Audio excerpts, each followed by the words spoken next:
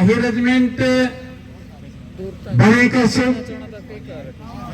तो अहिरजमेंट बनने में जो मैं समझता हूं, हालांकि बहुत सारे लोग मेरी बात से इत्तेफाक नहीं रखेंगे, उसके अनुसार सभी महकमे जो है वो निजीकरण हो रहा है उनका। वे या तो पुलिस बचेगी या फौज बचेगी।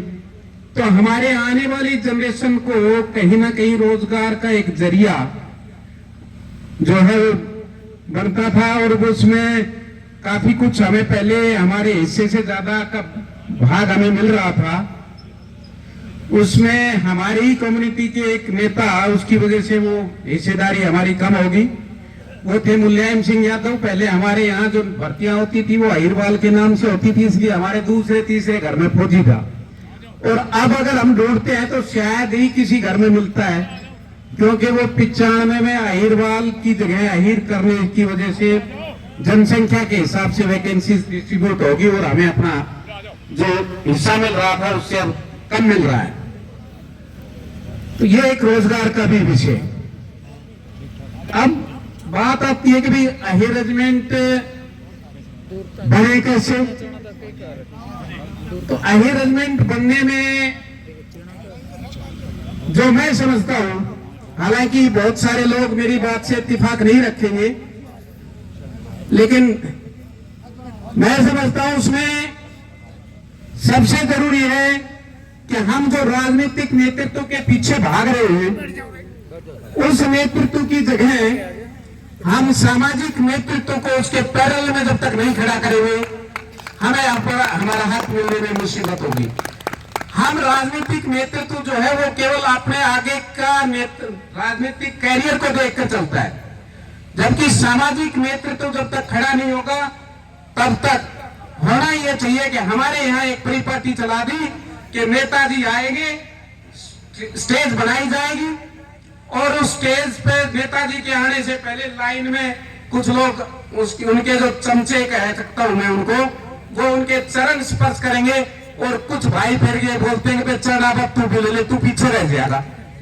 इस संस्कृति को हमें छोड़ना होगा और हमें अपने सामाजिक नेतृत्व को आगे लाना होगा। और उसमें एक मिथिक ये चल रहा है कि भाई फलाना आदमी नेतृत्व क्यों करेगा। ऐसा कोई इंसान नहीं है जिसमें कमी नहीं हो, केवल ईश्वर है जिसमें कमी नहीं है। हमारा जो भी नेतृत्व करे, हो सकता है उसमें कुछ कमियां हो, हर इंसान में होती है, लेकिन हमारी टांग खींचने लग जाएगा हमें तो यह कमी से, भाई उसमें गुण है वो भी तो देख लो। इसलिए आवश्यकता है इस राजनीतिक नेतृत्व का पीछा करने की बजाय आप सामाजिक नेतृत्व को आगे बढ़ाएं, चाहे वो गांव के नाम से हो, चाहे गोत्र के नाम से हो, किसी भी तरह से। मेरा अपना मानना है और मैं आप सबसे अपील करता हूं कि चाहे 5 गाई, 7 गाई, 11 गाई, या अपने गोत्र के हिसाब से इस तरह के संगठन खड़ा कीजिए ताकि राजनीतिक नेतृत्व आपके सामने झुके।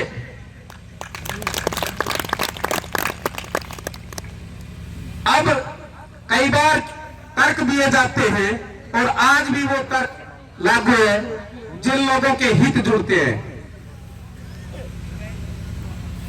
बीच में एक मिथिक चला कि अग्निवीर की योजना आ गई, इसमें तो सबको बराबर का हिस्सा मिलेगा।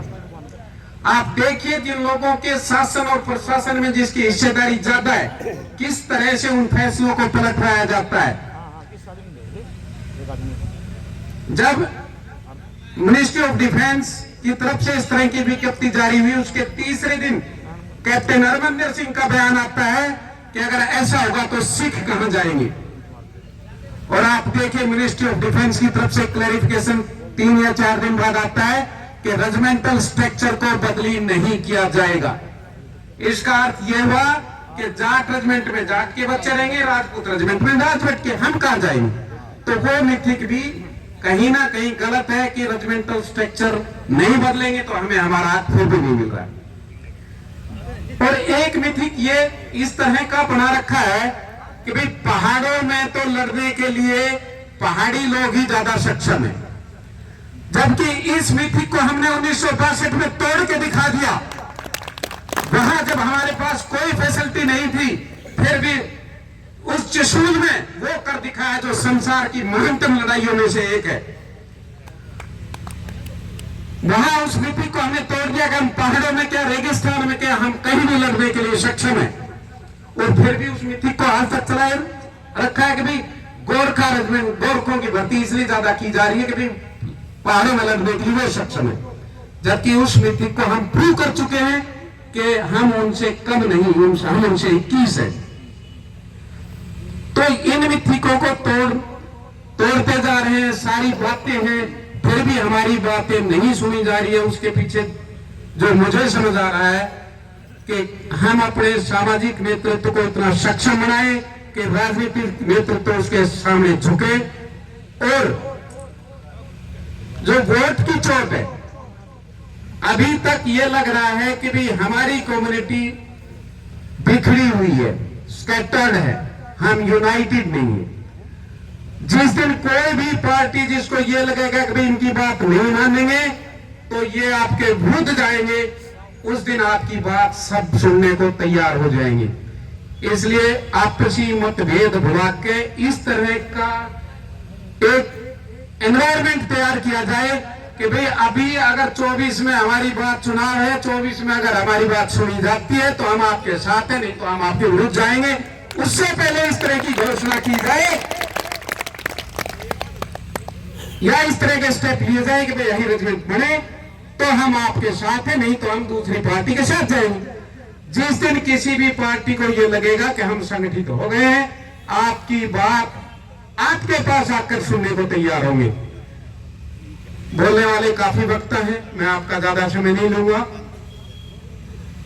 तो कुछ बातें मेरे विचार में थी, बाकी हमारे बहुत वक्ता पीछे बोलने के लिए है।